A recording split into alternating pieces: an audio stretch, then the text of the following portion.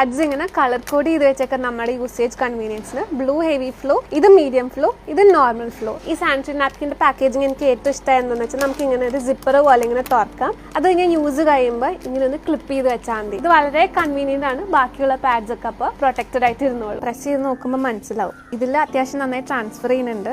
ഇതിൽ ട്രാൻസ്ഫർ ചെയ്യേണ്ട ബിക്കോസ് ഇതിന് അത്യാവശ്യം നല്ല അബ്സോർപ്ഷൻ കപ്പാസിറ്റി ഉണ്ട്. ഇത് കെയർ ആൻഡ് സേഫ് എന്ന് പറഞ്ഞ ഒരു ബ്രാൻഡിന്റെ സാനിറ്ററി നാപ്കിൻ ആണ്. യൂഷ്വലി നമ്മളെ പീരിയഡ്സ് ടൈമിൽ ഫ്ലോ കൂടുന്ന സമയത്ത് നമുക്ക് ഇടയ്ക്ക് ലീക്കേജ് ഉണ്ടാവുന്ന സിറ്റുവേഷൻസ് ഉണ്ടാവും, അല്ലെങ്കിൽ ഇടയ്ക്കിടയ്ക്ക് പാഡ് മാറ്റുന്ന സിറ്റുവേഷൻസ് ഉണ്ടാവും. അത് എന്തുകൊണ്ടാണെന്ന് വെച്ചാൽ നമ്മൾ യൂസ് ചെയ്യുന്ന pad may be 20 to 30 ml capacity ഉണ്ടാവുള്ളൂ.